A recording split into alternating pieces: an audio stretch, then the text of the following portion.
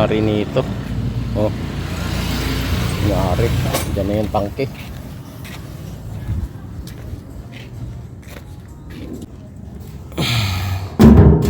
Yan oh.